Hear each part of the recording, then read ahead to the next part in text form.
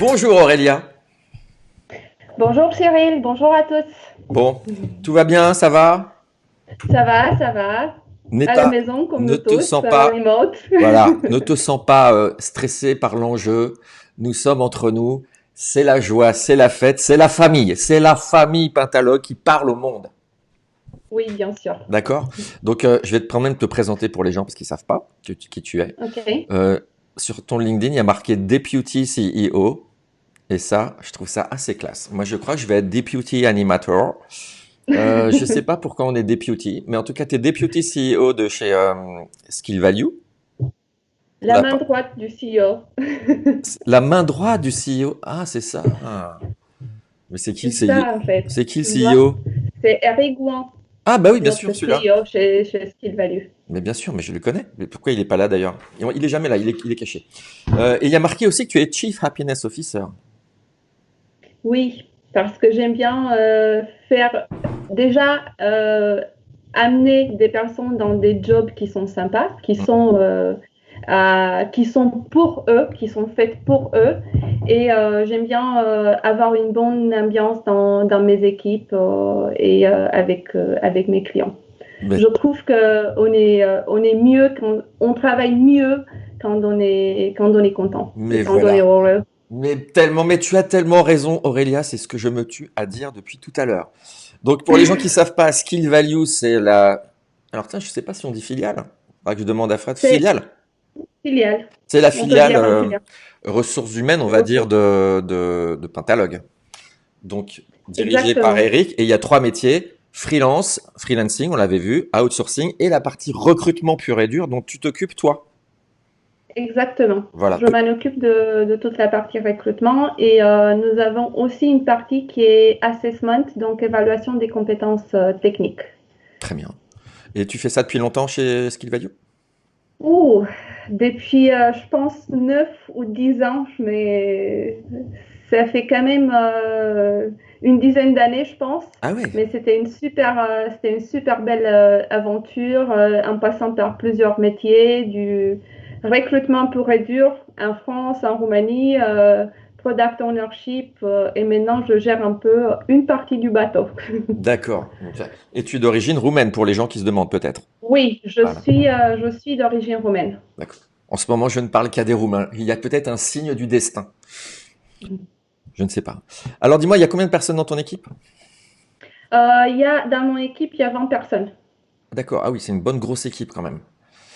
Oui, Alors, parce que l'équipe est partagée entre la Roumanie et la France et on gère aussi le recrutement en France et dans les pays de l'Est. d'accord. Alors aujourd'hui, on va parler de recrutement à distance parce que par la force des choses, ça s'est un petit peu accéléré. Exact. Et moi, la première question que je voulais savoir, c'est est-ce qu'il y a des freins par rapport à ça aujourd'hui dans les entreprises que tu rencontres par rapport à ce recrutement à distance? Et s'il y en a, pourquoi et quels sont ces freins selon toi? En fait, oui, il y a des petits freins et il y a pas mal des hiring managers qui ont un peu peur de recruter à distance. Et pourquoi je dis peur? Je dis peur parce que, en fait, on est habitué à faire le recrutement en face à face. Et on assume que en face à face, on peut prendre une décision qui est meilleure et une décision en fait, euh, c'est un confort physique pour nous. Mhm. C'est psychologique si tu veux. Donc, être devant une caméra, ça donne un sentiment de distance et ce sentiment de distance met un frein sur le recrutement à distance, sur la prise de décision plutôt de recruter à distance. Est-ce que tu crois que c'est Parce un réflexe animal? C'est genre. Je trouve que c'est aussi un réflexe animal, oui. Hmm. Mais ça se comprend, à la limite. T'as envie de faire marcher l'essence. Si le mec, tu le sens pas, c'est l'expression. Je le sens pas, je le vois pas, il est tout moche, il est mal Oui, habillé, tout ça. Bon, bref, tu vois, oui, tu le sens pas et en fait, c'est aussi une habitude qu'on s'est créée. Hmm. On est tous habitués à prendre une décision après un entretien en face à face. On a tout le confort de prendre cette décision après un entretien en face à face.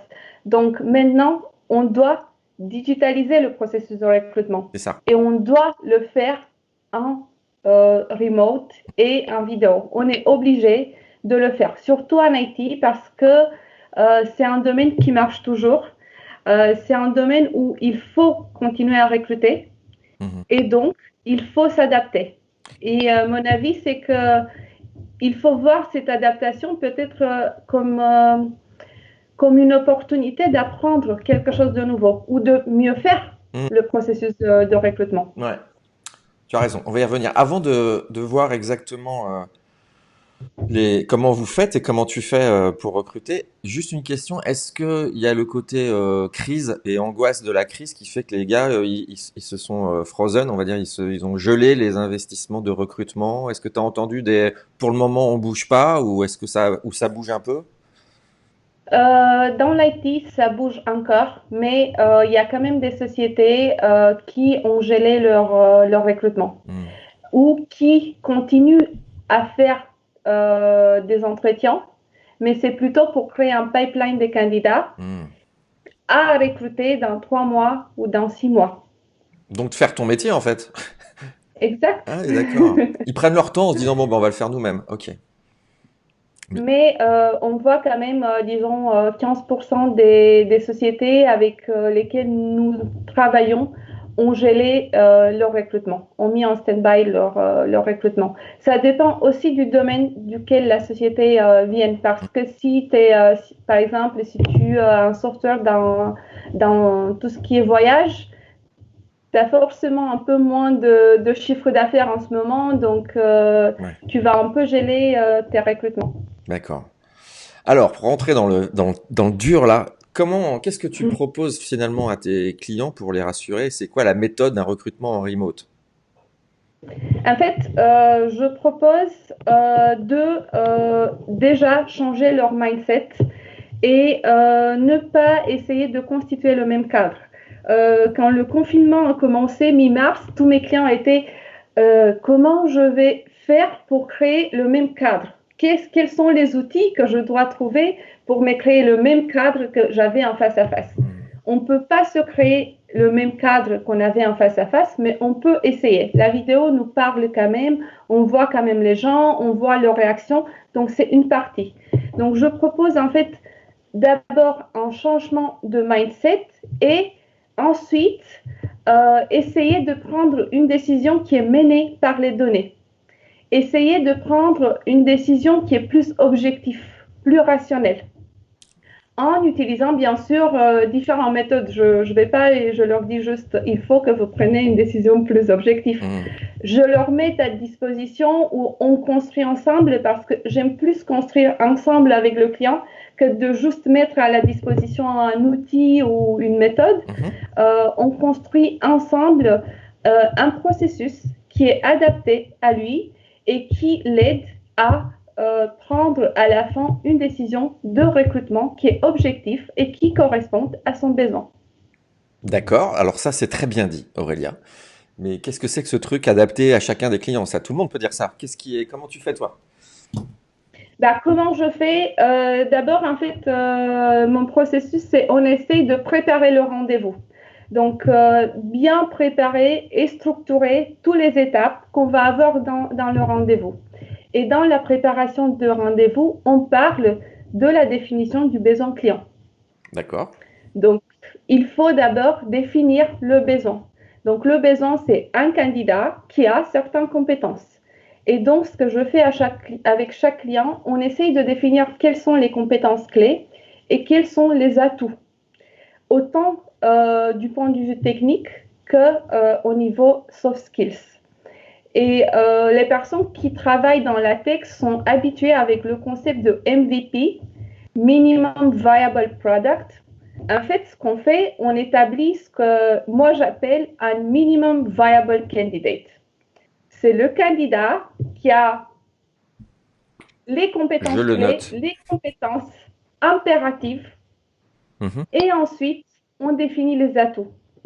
Ce processus, en fait, c'est très enrichissant pour moi et pour les consultants parce que d'ailleurs, parfois, dans l'entretien que tu as avec le client dans le rendez-vous, tu te rends compte que même le client ne connaît pas vraiment son besoin, parfois. Et en même temps, ça me permet à moi de bien comprendre ces enjeux, de bien comprendre quel est son besoin réel. Et ça m'aide en fait d'identifier plus vite le profil et de répondre plus vite à son besoin. Donc recruter plus vite. D'accord. Alors, Ce qui me donne un avantage. les données dont tu parles, tu me dis, tu mets en avant les données. T'en fais quoi de ces données? Exact. Tu les tries comment? Tu les ranges comment? T'en fais quoi? J'utilise une méthode qui s'appelle Scorecard. Moi, je l'appelle Scorecard. Et en fait, ce que je fais, j'avais défini le besoin avec le client.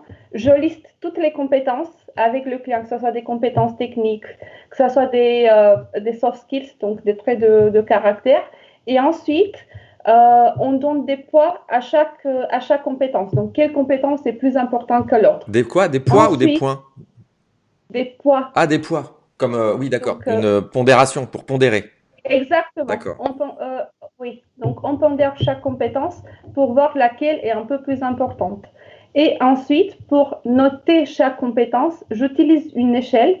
Moi personnellement, j'utilise une échelle qui s'appelle Dreyfus, qui est une échelle d'évaluation des compétences de 1 à 5, 1 étant novice, 5 étant expert. Et on va noter le niveau attendu. Donc, pour chaque compétence, on va noter le niveau attendu. Et pendant l'entretien, je prépare bien sûr en avant avec les clients des questions. Il va préparer ces questions techniques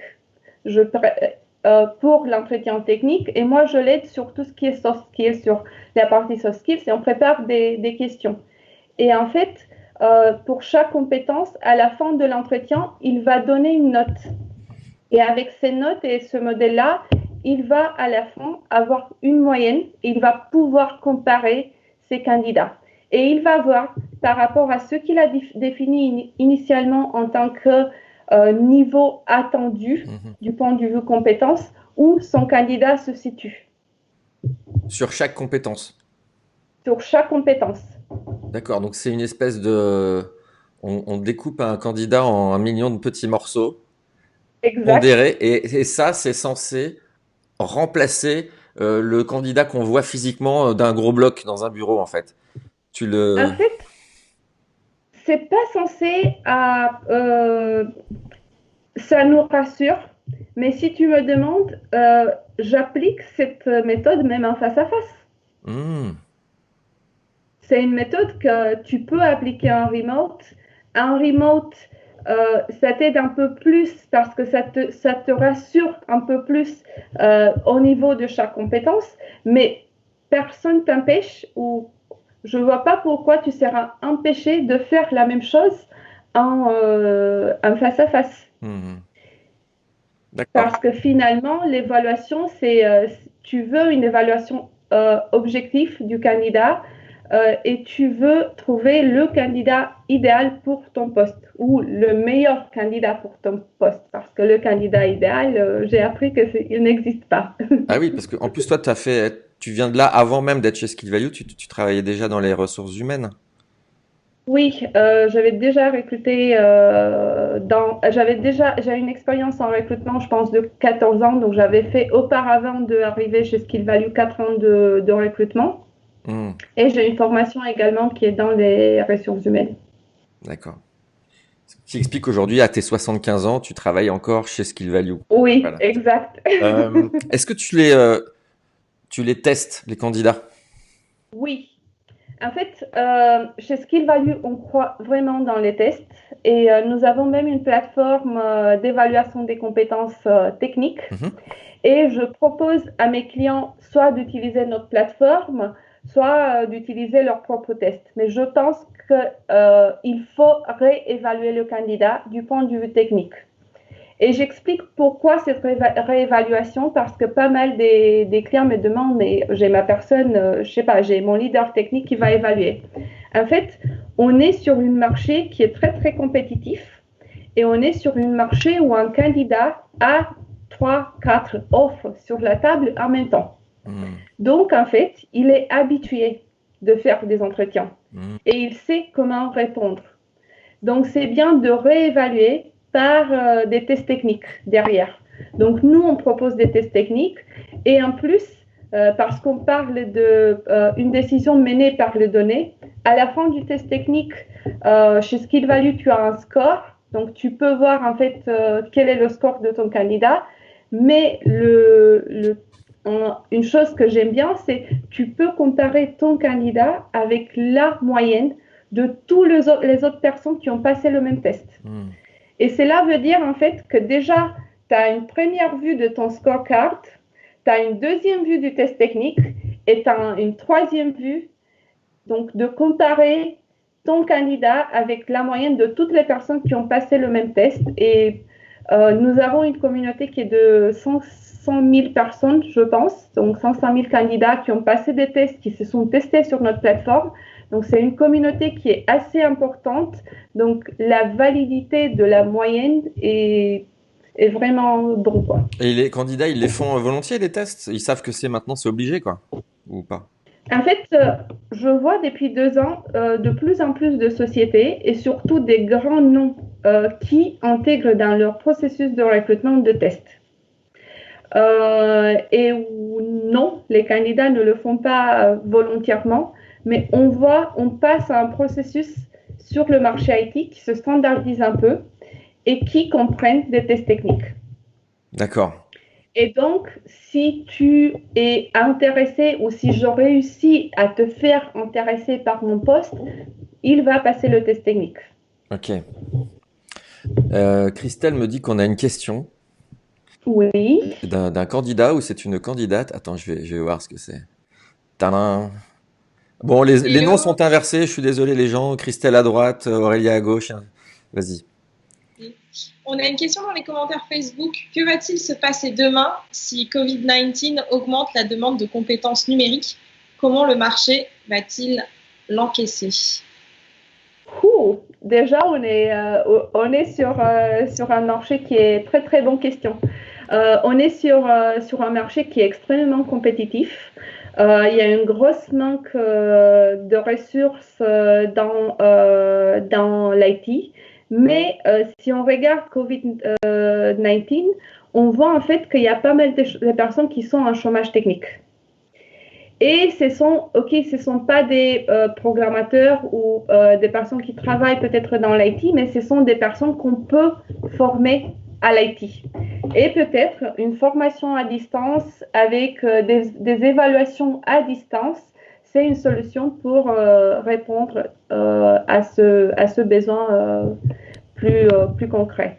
On peut aussi parler des robots, développer plus vite des robots donc qui vont faire une partie du boulot que peut-être nous on fait aujourd'hui à la main et les robots vont le faire. Donc je vois 2 solutions, reconversion professionnelle, il y a beaucoup de chômage, et développer un peu plus de robots pour automatiser des tâches. Ouais, je suis d'accord. Il faut, comme je disais l'autre jour, il faut peut-être contacter Cornell qui va vous expliquer avec le low code comment faire des trucs en interne. Voilà. Ouais, Exact. non, ok, je me tais. Christelle, une autre question? Non? Non, c'est tout. Ok. Merci. Merci, je reviens. Aurélia, parce que là c'est quand même assez technique, vous évaluez les candidats, tu le découpes en scorecard et en trucs, mais est-ce qu'il y a un petit côté humain quand même? Est-ce que vous êtes sympa avec le candidat? Oui, bien sûr. En fait, on essaye d'avoir un processus objectif. Ouais. On essaye de prendre une décision qui est rationnelle.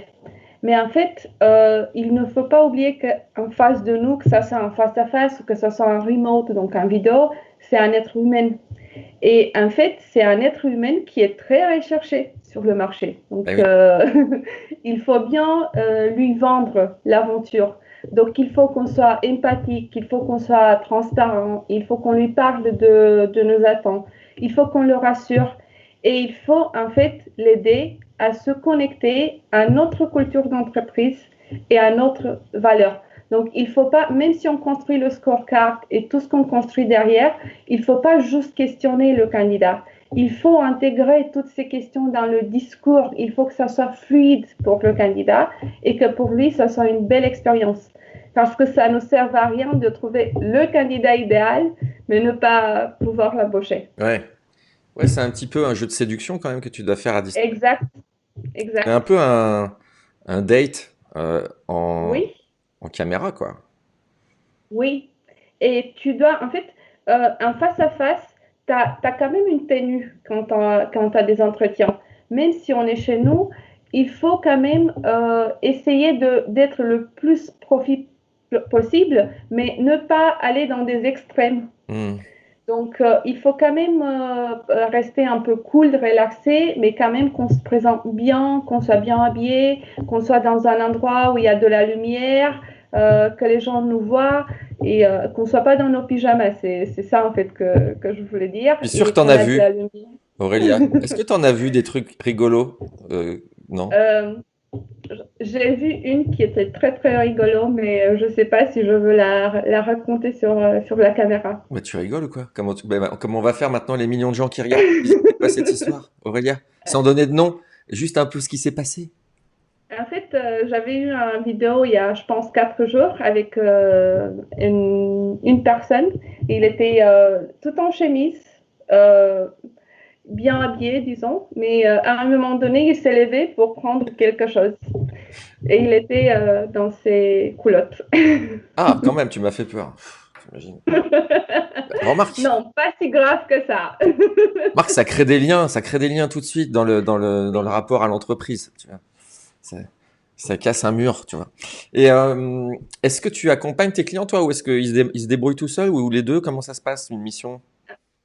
Moi, j'accompagne mes clients, mais j'ai derrière une équipe qui accompagne aussi les clients. Ce que je vous parle, mon équipe est capable de parler de ce sujet, de le soutenir et de le faire. Donc, il y a chaque consultant qui accompagne ses clients.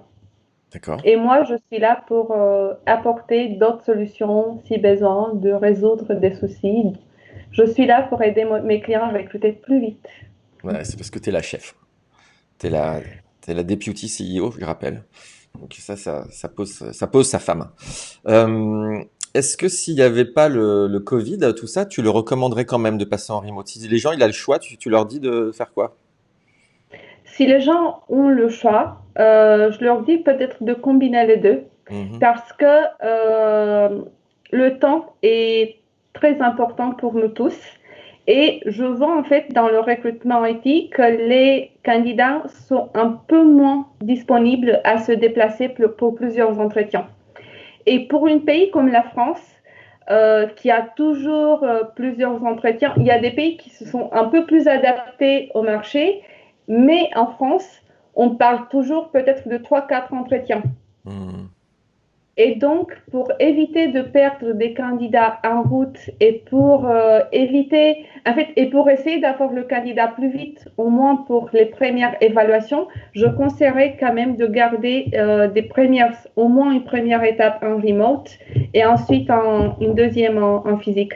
Mais honnêtement, je ne vois pas du tout des blocages pour les entretiens en remote et pour les décisions qu'on prend en remote. Mhm. D'accord. Est-ce que le business a diminué pour toi ou il y a eu des demandes pendant le Covid ou... Nous avons toujours des demandes pendant le Covid. Il y a un peu plus, c'est vrai, dans tout le côté sécurité, le côté DevOps, donc administration système, toutes ces parties-là, mettre à disposition des entreprises les systèmes pour pouvoir bien travailler en remote. Donc il y a un peu plus de demandes sur ce côté-là, mais on continue à recruter, moi je dirais au même niveau qu'avant. Je ne sens pas la crise. Je ne Ah, peux pas dire que je sens la crise en ce moment en termes de nombre de recrutements à faire. d'accord. Bah, ça, c'est une bonne nouvelle, ça fait plaisir. Regarde. Ça prend combien de temps un recrutement en remote? Est-ce que c'est plus rapide qu'un recrutement traditionnel ou pas? Oui, c'est plus rapide. Déjà parce que tu ne dois pas attendre une certaine disponibilité du candidat le soir, le matin et ainsi de suite. Il peut le faire de chez lui le même jour et ça va plus vite. Et on a mesuré dans le dernier sur avril Et sur avril, en fait, on réussit à clôturer un processus de recrutement dans une semaine. Et on parle d'un processus de 3 étapes. Premiers entretiens, test technique, deuxième entretien. Ce type de processus, avant, pourrait durer 3 semaines. Donc, Ah oui, oui, d'accord. c'est plus vite. Carrément. En remote. Et qu'est-ce qui prend encore du temps alors? Parce qu'on t'as l'impression de se dire que ça va prendre, ça doit être beaucoup plus rapide. Il y a des trucs qui prennent toujours beaucoup de temps, quoi qu'il arrive, que ce soit en remote ou en physique? Oui, la prise de décision, parfois, faire la validation des offres par le CEO, ça prend toujours du temps. Ou c'est un peu plus ça, ouais. C'est validation des offres et prendre la bonne décision. Parce que parfois, tu peux, par exemple, si tu as le bon candidat, tu commences ton recrutement, tu as le candidat parfait, le premier candidat, tu ne vas pas le prendre. Ah bon? Tu vas attendre à avoir une deuxième ou une troisième candidat juste pour te rassurer que le premier que tu as vu, c'est celui dont tu as besoin. D'accord. Ouais, moi je fais Donc, pas ça. Moi, je vais c'est là direct. aussi ça. Ouais. Moi aussi, je conseille d'aller direct parce que peut-être le temps d'avoir le troisième candidat en entretien, le premier, il n'est plus dispo. Donc, le compromis que tu vas faire ensuite sera un compromis plus grand à la fin. C'est ça. Et dernière question, t'as vu, ça filoche, hein, ça va vite. Oui. Sauf si, Ah oui. sauf si tu as des choses que tu as envie de dire, mais question que je me pose, c'est comme vous avez une espèce de un grand réservoir de freelance chez Skill Value, est-ce que de temps en temps vous allez dans ce réservoir essayer de trouver les bons candidats pour le recrutement? On y va tout le temps dans ce réservoir pour essayer de trouver des candidats pour du recrutement en CDI. Et l'inverse est aussi possible. Tu peux avoir un candidat qui est en CDI qui peut passer vers du freelance. Mais on y va et surtout maintenant parce que il y a quand même des candidats qui sont des freelances, qui ont peut-être très peu de projets en ce moment Ouais. et qui pensent à passer en CDI juste pour avoir un peu plus de stabilité. D'accord. Donc oui, on fonce aussi dans la base de données freelance. Donc tu es plutôt contente de ton travail? Ça se passe bien? Bah, j'adore le recrutement, c'est ce que j'adore faire. J'avais essayé de passer dans le product ownership et avoir un côté un peu, disons, plus technique, mais je suis revenue dans le recrutement. Et c'est en plus t'es Chief Happiness Officer en fait. Et tu communiques de la joie et du bonheur aux gens, c'est ça Aurélien? Exactement. Putain, mais moi je Tu vais. vois, c'est le boulot parfait. C'est ça, mais moi je vais venir C'est le travailler chez travail toi. parfait. Comment je peux faire pour venir travailler chez toi, moi? Comment je passe un entretien? Écris-moi un petit message D'accord. après, on va discuter. Ok. Bon, je vais essayer de faire ça. Merci beaucoup, Aurélia. C'est très intéressant. Je te souhaite Merci à toi et à vous tous. une excellente fin de journée. Salut, Ok, Aurélia. salut, Ciao. ciao.